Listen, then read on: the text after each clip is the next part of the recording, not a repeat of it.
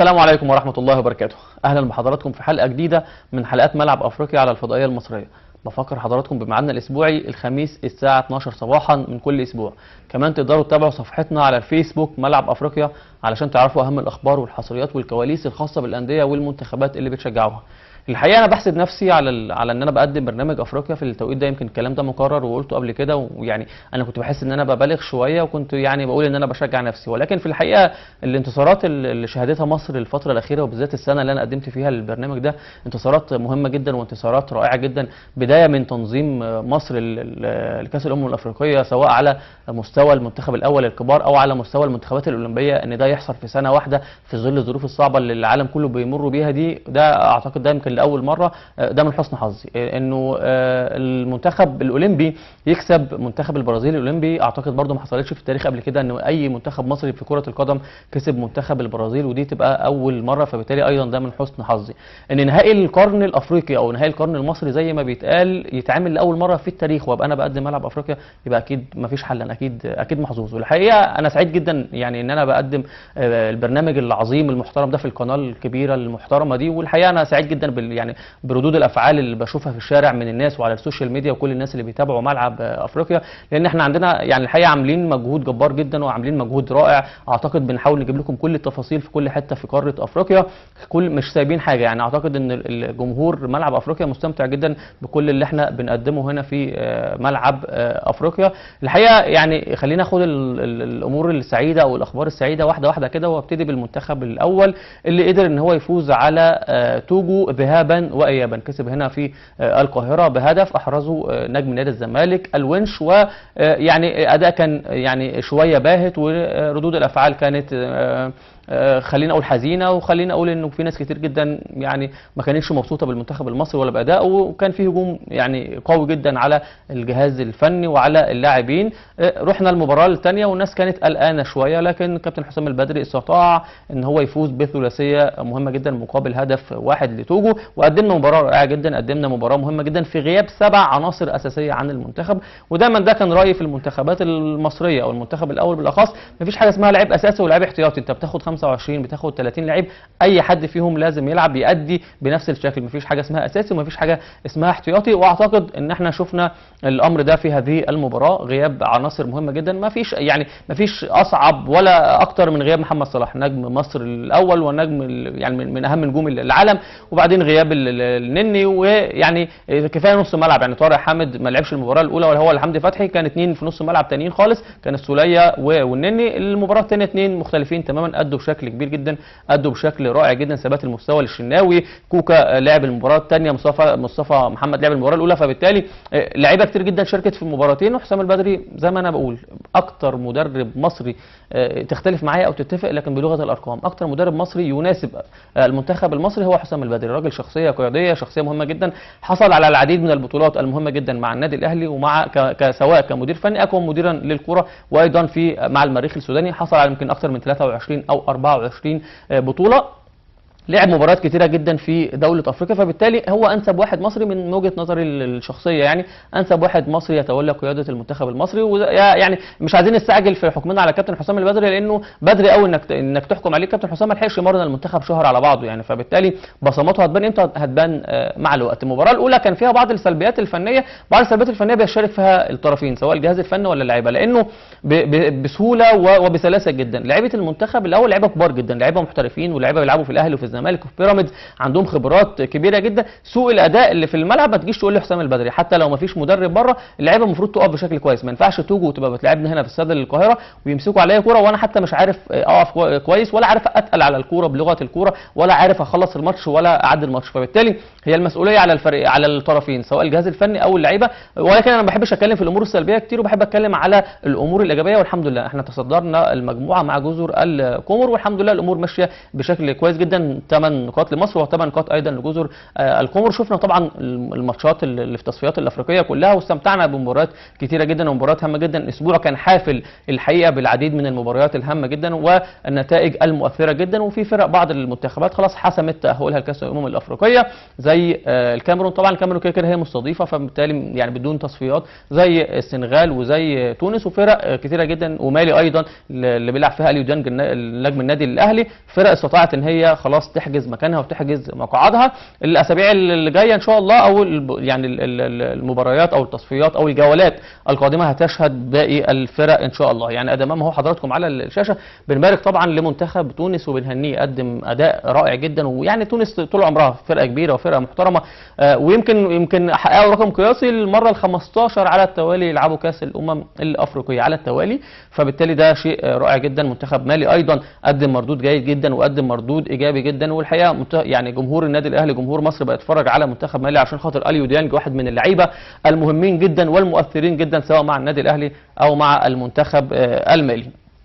خلينا ايضا نروح للمنتخب الاولمبي، والحقيقه في نفس اليوم الحقيقه ده كان يوم رياضي سعيد جدا، وكان هدفين هامين جدا، وهو انه المنتخب الاولمبي المصري يفوز على منتخب البرازيل لاول مره في التاريخ. البطوله طبعا الوديه المنتخبات الاولمبيه تحت 23 سنه اللي كانت مقامه في مصر رائعه جدا. رودريجيز طبعا او رودريجو نجم المنتخب البرازيلي ونجم ريال مدريد الاسباني عمل تويته واحده بالعربي واحده بالبرتغالي على تويتر، وكتب فيها ان هو بيشكر المصريين لان على حفاوه وحسن الاستقبال، وان هو اتبسط جدا في مصر امام حضراتكم هي على الشاشه.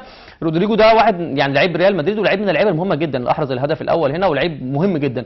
ادي التويته اللي بالعربي واللي قبلها بالبرتغالي، وشكر طبعا مصر. والحقيقه هي دي المكاسب الحقيقيه اللي انا بتبسط بيها، يعني ان صوره مصر دايما تبقى امام العالم كما هي دي صوره مصر، هي دي مصر فعلا عظيمه. وقلت لحضراتكم يمكن في حلقات كثيره جدا اتكلمت مع حضراتكم على عظمه مصر في كل المجالات، والحمد لله ان احنا يعني في برنامج رياضي بنتكلم على الشكل الرياضي. مصر متفوقه الموسم ده او السنه دي بشكل رائع جدا على كل المستويات، سواء على مستويات الانديه او على مستويات المنتخبات. الحقيقه كل الشكر والتقدير لكل المنظومات اللي ساعدت ان مصر تظهر بهذه الصوره المهمه جدا. خليني ايضا اروح للحضري والخبر اللي يهم كل الشعب المصري، وهو ان الحضري خلاص اعتزل كرة القدم وخد قرار مهم جدا. سمعنا اخبار الفترة الاخيرة ان هو كان قريب من الانتقال الى نادي زد، والحقيقة انا كنت يعني مستاء جدا من هذا القرار. الحضري حبيبي وصديقي الشخصي وبحبه جدا، بختلف معاه كتير جدا في الاراء الفنية، لكنه يعني شئت ام ابيت هو حارس مرمى مصر الاول تاريخيا، وحارس يعني الاول في افريقيا. ده امام حضراتكم الالقاب بتاعه عصام الحضري. خليني اقول لك انه اخذ الدوري المصري 8 مرات، ودوري ابطال افريقيا 4 مرات، سوبر افريقيا 3 مرات، سوبر مصري 4 مرات، كاس مصر 4 مرات، كاس سويسرا مره، دوري السودان مره، كاس السودان مره، كاس السوبر العربي مرتين، كاس الامم الافريقيه طبعا 4 مرات، كاس العالم العسكري مره، افضل حارس مرمى بدوري ابطال افريقيا 3 مرات، افضل حارس مرمى في كاس الامم الافريقيه 4 مرات، اقدم لاعب يلعب كاس العالم. الحقيقه ارقام كبيره جدا وارقام مهمه جدا واحصائيات مهمه جدا اللي امام حضراتكم على الشاشه ده. عصام الحضري المنتخب المصري مدين في انتصارات مهمه جدا في افريقيا لعصام الحضري. الحقيقه يعني افتكروا له بقى كل الماتشات البطولات كاس الامم 2006 و2008 و2010، يعني دور مهم جدا ودور قوي جدا. يعني انا دايما طول الوقت بقول ان المنتخب البطل او الفريق البطل لازم يكون عنده حارس بطل، لازم يكون عنده حارس بيصد اللي ما بيتصدش. يعني ما تجيش تقول لي مثلا انه الكوره دي مش غلطه الجون، انا بزعل جدا من الكلمه دي لما جول اهلي او جول زمالك او جول منتخب مصر تيجي فيه جول وتيجي تقول لي مش غلطته. مفيش حاجه اسمها مش غلطته، في حاجه اسمها انه الحارس الكبير لازم يصد الحاجات اللي مش بتاعته، لازم يصد الحاجات اللي ما تتصدش، والا ما يبقاش حارس كبير. ده اللي كان بيميز عصام الحضري عن اقرب الحراس ليه او عن كل الحراس ليه، ان هو كان يعني لعيبه دايما المنتخب الاول. وامام حضراتكم على الشاشه جمعه وهاني سعيد وشادي وكل الناس اللي كانت بتلعب قدامه كانت تقول لك ميزه الحضري انه بيصد الحاجات اللي ما بتتصدش، علشان كده هو اصبح اسطوره. وفكره انك تبقى اسطوره، انك تبقى الحارس الاول في افريقيا، انك تبقى الحارس الاول في مصر مثلا في تاريخ مصر الى الان، كل ده مش من فراغ، اكيد من يعني شغل كبير جدا وتعب واجتهاد ومثابره لعصام الحضري. انا فاكر يعني موقف يربطني بعصام الحضري لما نادر السيد او كابتن نادر السيد طبعا كل الاحترام والتقدير ليه، لما جه النادي الاهلي وكانت الاقاويل في الفتره دي كلها بتقول انه خلاص كابتن نادر السيد جاي علشان يلعب وموضوع الحضري ده يخوفه الحضري وهو اللي هيلعب الفتره اللي جايه. الحضري قال لي انا شخصيا، قال لي احنا هنشوف واحد ثاني مختلف وكابتن نادر السيد هيعتزل في النادي الاهلي لانه مش هيشارك خالص. وده حصل. كل الاحترام والتقدير طبعا للحارسين الاثنين الحراس كبار جدا، لكن انا لازم اشيد بدور عصام الحضري في الملعب، يعني دور رائع جدا وقيادي جدا. اختلفت معاه كتير في بعض القرارات وانا بقولها هو على الهوا، اختلفت معاه لانه صديق عزيز جدا مقرب مني جدا. في بعض القرارات كده اختلفت معاه في قرارات معينه، لكن في النهايه ما تقدرش ما تقولش ان الحضري ده اعظم حارس مرمى في تاريخ مصر. هتوحشنا يا حضري، اشوفك على خير.